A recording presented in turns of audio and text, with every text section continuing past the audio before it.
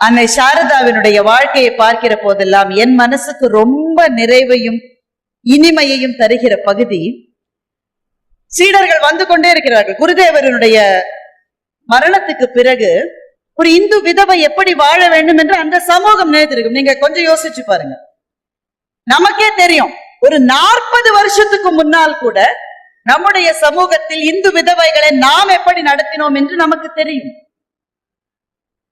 நான் சொல்றது யோசிச்சு பாருங்க. 100 ஆண்டுகள் முன்பு, 150 வருஷங்கள் முன்பு பரமஹம்சர் இறந்த பிறகு சாரதா தன்னுடைய தோற்றத்தில் எந்த மாற்றத்தையும் செய்து கொள்ளவில்லை. அவங்க சம்பிரதாயப்படி முடியை எடுத்திருக்கணும், எடுக்கல.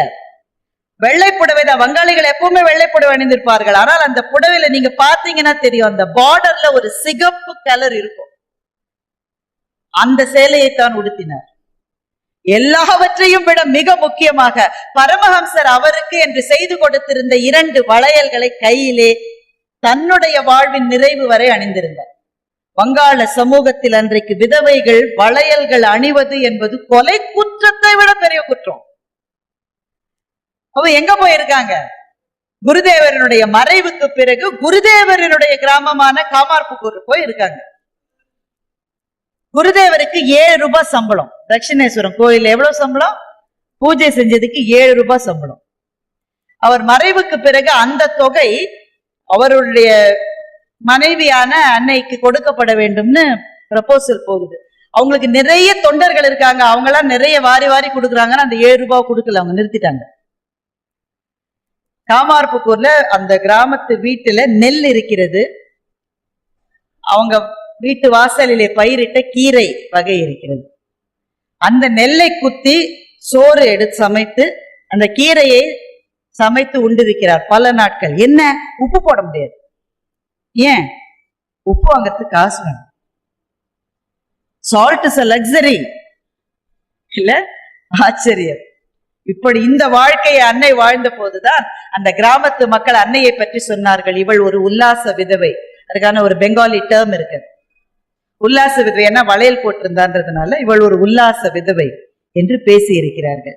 பெருமக்கள், இந்த வாழ்க்கையை வாழ்ந்து கொண்டு இந்த அமைதியில் திளைத்து கொண்டு இதற்கு பிறகும் யார் மீதும் கோபம் கொள்ளாமல், யாரையும் கடுஞ்சொற்களால் ஒரு முறை கூட வாழ்க்கையில் பேசாமல் ஒருவரால் வாழ முடிந்திருக்கிறது என்றால் அது அன்னையை தவிர வேறு யாருக்கும் சாத்தியம்.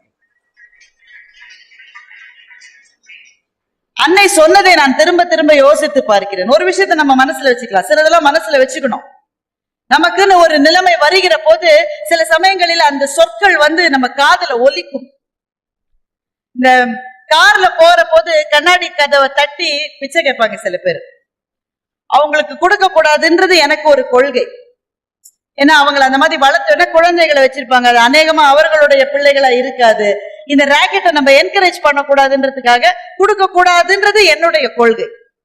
ஆனா அப்படி யார் வந்தாலும், குறிப்பா பெண்கள் குழந்தைகளை வச்சுட்டு வந்தா என்னுடைய கணவர் அவரால் அதை தாங்கவே முடியாது. உடனே கையில என்ன வருகிறதோ, 50ஓ 100ஓ என்ன கிடைக்கிறதோ அதை போட்டுருவார். ஒரு முறை கொடுக்காதீங்கன்னு சொல்லுவதற்கு போய்விட்டேன். உடனே அந்த குரல் நினைவுக்கு வருகிறது, கொடுப்பது அழுக்கறுப்பான் சுற்றம் உடுப்பதும் உண்பதும் இன்றி கெடும்னு அந்த திருக்குறளை படிச்சு தொலைச்சிட்டாங்க.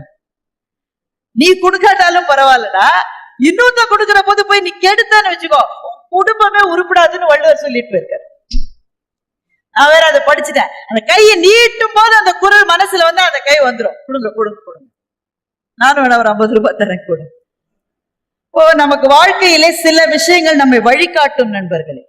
அன்னை சாரதை சொன்ன ஒரு விஷயத்தை அப்படி நினைத்துக் கொள்ளலாம்.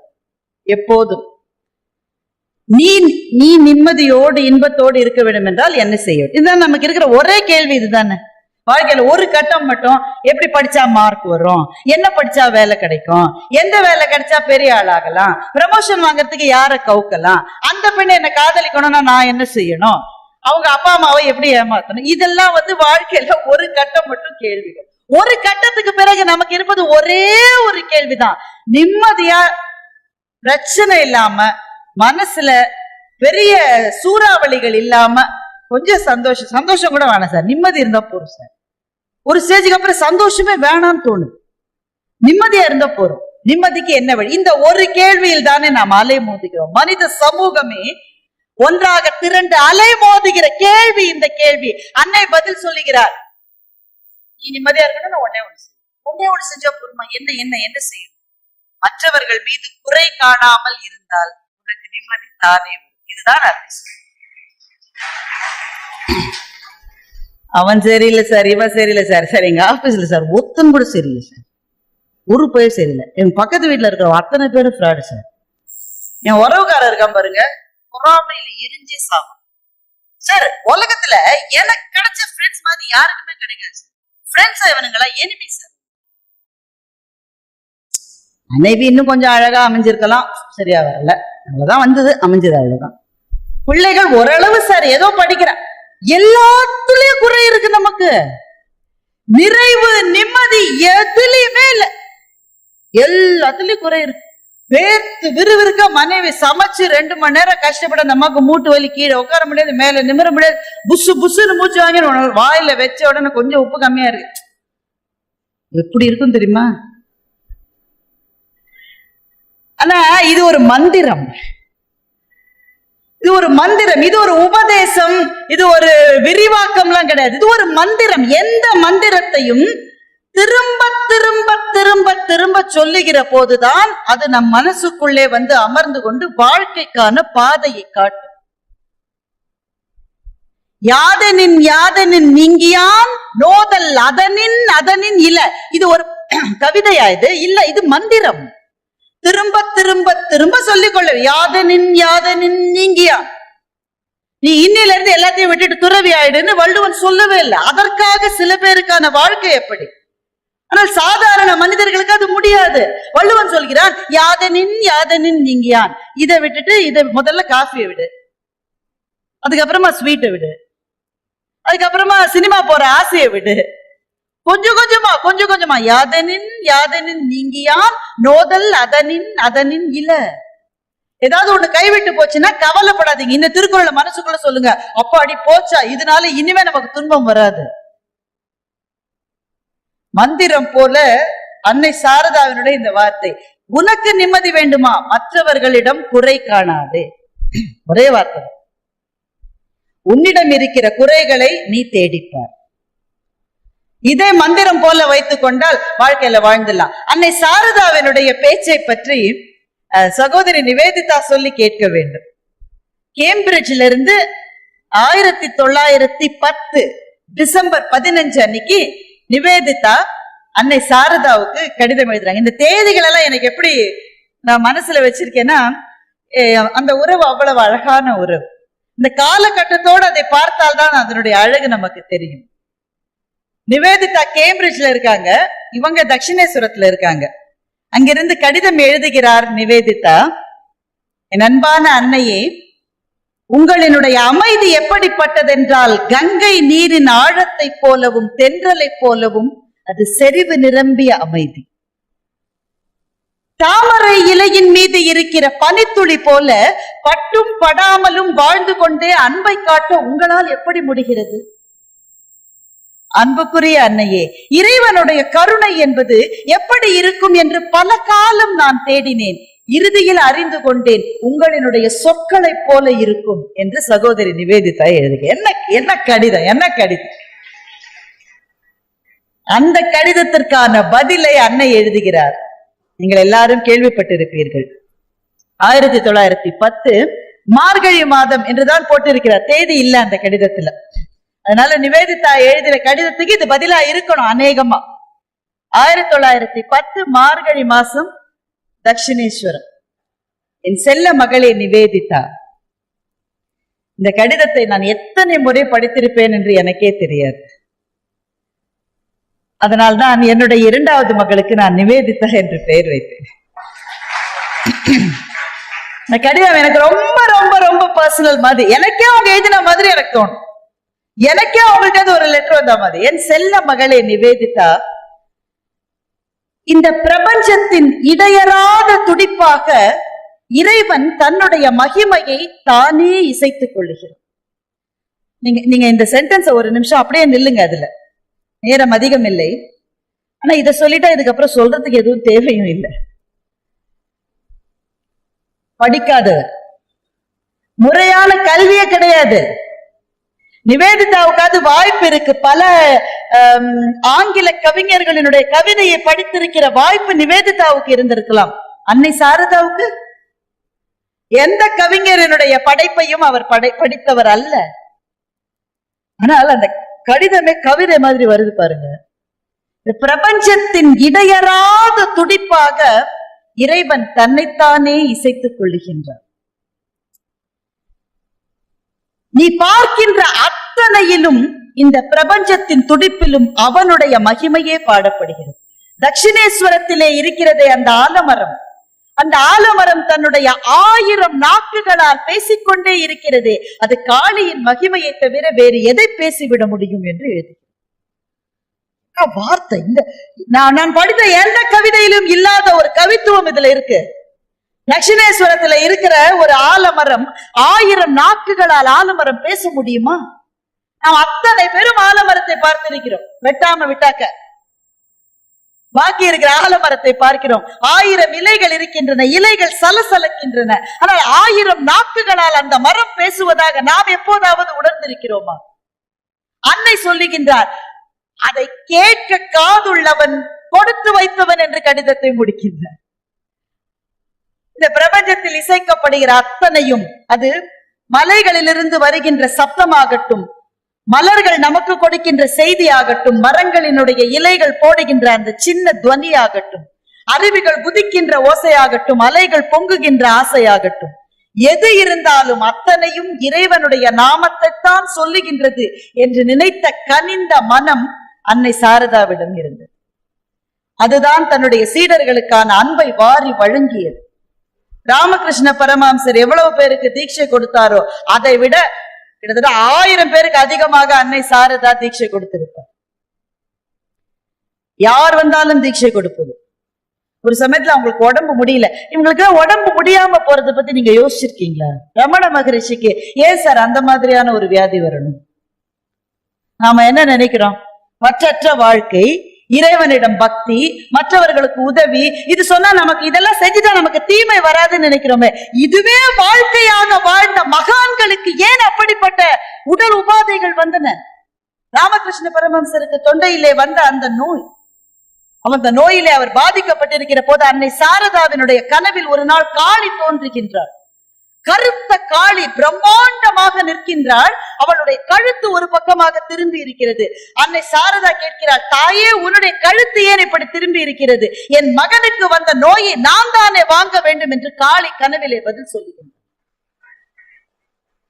ஏன் மகான்களுக்கு இந்த வியாதி வருகிறது? யோசித்து பாருங்கள். அவர்களுடைய அன்பர்களுக்கு வர வேண்டிய துயரங்களை அவர்கள் வாங்கிக் கொள்ளுகிறார்கள், அதனால் இது வருகிறது. பகவான் ரமணர் சொன்னார், இந்த உடல் ஒரு வாழை இலையை போன்றது.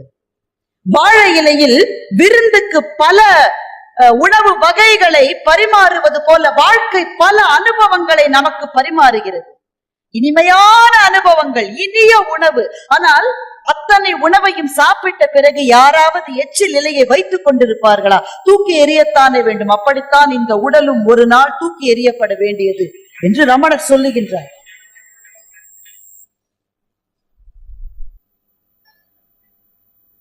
சாரதை பரமஹம்சரினுடைய நோய் குணமாவதற்காகத்தான் நோன்பு இருக்கிறாள். காளி இப்படி வந்து தோன்றி கனவிலே சொன்ன உடனே இடையராது அவருடைய உடல் நலம் தேர வேண்டும் என்ற பிரார்த்தனை அறுபட்டு விட்டது.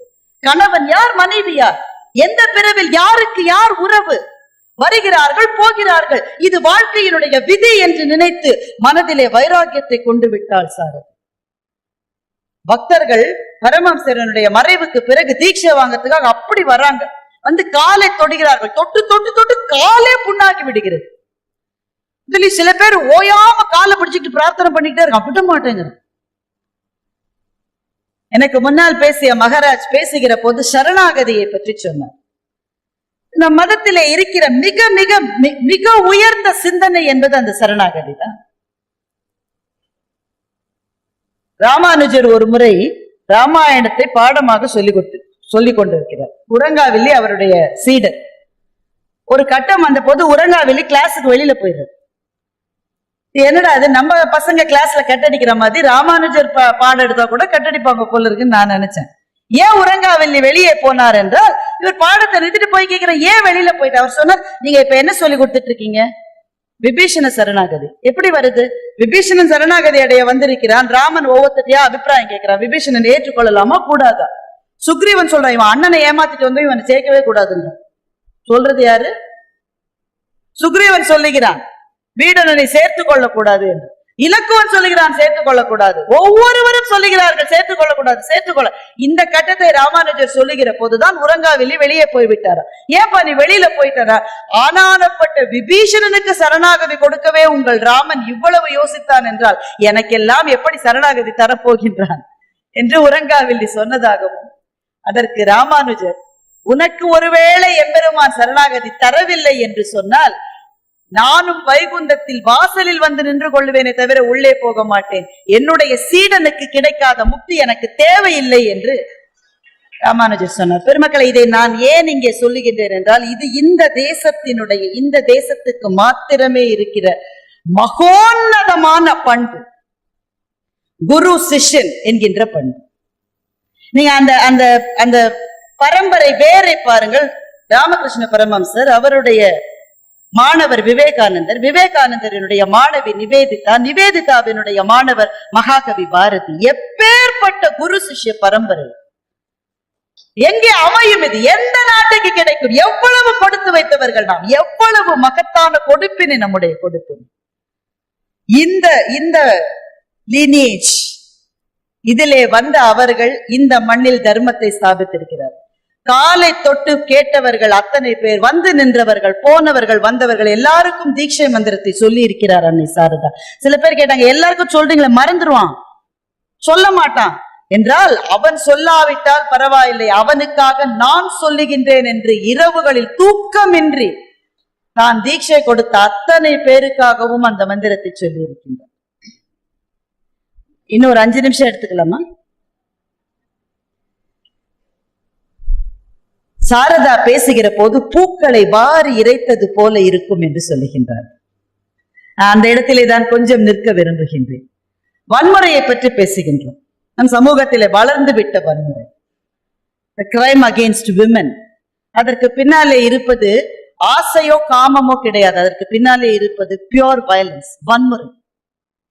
எத்தனை கொலைகள், எத்தனை தீவிரவாதம். இந்த வன்முறையை விட கவலை தரக்கூடியது நமக்கு ஏதாவது இருக்கிறதா என்ற சமூகத்தில் என்றால் ஒன்று இருக்கிறது.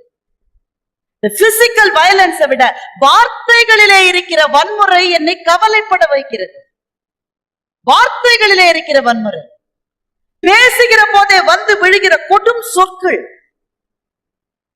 தீ கூட, தீயினால் சுட்ட புண் கூட உள்ளாரும், ஆனால் நாவினால் சுட்ட புண் ஆறாது என்று வள்ளுவர் சொல்லி 2000 வருஷங்களுக்கு பிறகும் நமக்கு மிக நெருங்கியவர்களையே வார்த்தைகளால் காயப்படுத்தி கொண்டே இருக்கிறோமே. வார்த்தைகளிலே இருக்கிற வன்முறையை விட ஒரு சமூகத்துக்கு த்ரெட் இருக்கவே முடியாது. அப்போ அன்னை சாரதா நமக்கு ஒரு பாடமாக, வடிவமாக நிற்கின்றார். அவங்க பேசும்போது பூக்களை தூவி இறைத்தால் போல அந்த வார்த்தை இருக்குமா. ராமகிருஷ்ண பரமஹம்சர் ஒரு முறை சிஷ்யர்களுக்கு பேசிக் கொண்டிருக்கிறார்.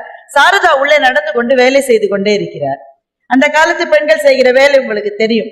இந்த இங்க நிறைய பேரு சின்ன பிள்ளைங்க இல்ல, அதனால தெரியும். இந்த ஜல்லடன்னு ஒண்ணு இருக்கு. சின்ன பிள்ளைகளுக்கு கேட்டா இப்ப ஜல்லடனால என்னன்னு தெரியாது. ஜல்லடையில போட்டு எதையாவது சலிக்கிற போது அது என்ன பண்ணும், ரவையை சலிக்கிறோம்னு வச்சுக்கோங்களேன், அதுல இருக்கிற கல்லை ஜல்லடை மேலேயே வச்சுக்கோ, ரவை, நல்ல ரவை உள்ள போயிடும். முரத்துல புடைப்பாங்க. அப்போ அந்த காலத்துல முரத்துல புடைக்கிற போது அரிசியை புடைக்கிறாங்கன்னா என்ன, நல்ல அரிசி முரத்துல இருக்கும், உமி வெளியில போயிடும். இந்த வேலைகளை சாரதா அவர்கள் செய்து கொண்டே இருப்பதை பரமஹம்சர் பார்த்து விட்டு சொல்லுகிறார். இதுல இருந்து உங்களுக்கு என்ன தெரிகிறதுன்னு சீடர்களை கேட்கிறார். சீடர்கள் ஒருத்தர் பார்த்துக்கிறாங்க, ஒண்ணும் தெரியல. நாம முரம் மாதிரி இருக்கணும், ஜல்லடை மாதிரி இருக்கக்கூடாதுன்னு பரமஹம்சர் சொல்லுகிறார். முரம் நல்லதை வைத்துக் கொள்ளுகிறது, கெட்டதை வெளியே தள்ளி விடுகிறது. நீ முரம் மாதிரி இரு, நல்லவர்களை உன்னோடு வைத்துக்கொள், கெட்டவர்களை அனுப்பிவிடு. ஜல்லடை மாதிரி இருக்கக்கூடாது. ஜல்லடையில சலிச்சா என்ன பண்ணுது, கல்ல தான் வச்சுக்குது, நல்ல ரவைய வெளியில அனுப்பிச்சிருது. நீ ஜல்லடை மாதிரி இருக்காத என்று பரமஹம்சர் சொல்லுகிறார். அந்த தெய்வீக தம்பதிகளினுடைய உறவு எவ்வளவு அழகான உறவு பாருங்க. அவர் எதை சொன்னாலும் சாரதை நடந்து போகிற நடையிலேயே சாரதாவுக்கு அதில் உடன்பாடு இருக்கிறதா இல்லையா என்பதை பரமஹம்சர் புரிந்து கொள்வார். கால் அளந்த நடையில் என் காதலையும் அளந்தாள்னு கண்ணதாசர் எழுதின மாதிரி அவள் நடந்த நடையில் அவள் உள்ள குறிப்பை பரமஹம்சர் உணர்வார். இவர் சொன்னது இப்ப சீடர்களுக்கு எல்லாம் ரொம்ப பிடிச்சு, நாம முறை மாதிரி இருக்கணும், ஜல்லட மாதிரி இருக்கணும், உள்ள ரெஸ்பான்ஸ் இல்ல சார். அதுக்கு பரமஹம்சர் சாரதாவை கேட்கிறார், என்ன பதிலே காணும்? சாரதா சொன்ன பதில் தான் முக்கியமானது. அன்னை சொல்லுகின்றார், அது என்ன ஜல்லடா முறம், நல்லவனை வச்சுக்கிறது கெட்டவனை அனுப்புறது, எல்லாரும் என் குழந்தை தானே, எவனையும் வெளியில அனுப்ப முடியாது, எல்லாரும் இங்கதான் வச்சுக்கணும். தாய்மையினுடைய பரிபூரணமான ஸ்வரூபமாக அன்னை விளங்கி இருக்கின்றார். புக்தி முக்தி பிரதாயினி என்று அன்னையை சொல்லுவார். பரமஹம்சர் ஞானத்திலேயே இருந்தார். ஞானத்தை தவிர வேறு எதையும் அவர் யாரோடு பேசியது இல்லை, ஞானத்தை தவிர வேறு எதையும் அவர் தேடியதும் இல்லை. ஆனால் சாரதையினுடைய வாழ்க்கை அப்படி இல்லை. இந்திய பெண் ஒருத்தியினுடைய வாழ்க்கை எப்படி இருக்குமோ அப்படித்தான் இருந்தது. 2 முகங்கள் சாரதைக்கு. ஒரு முகம் இந்த மடத்தை எடுத்து வளர்க்க வேண்டிய பெரும் பணி.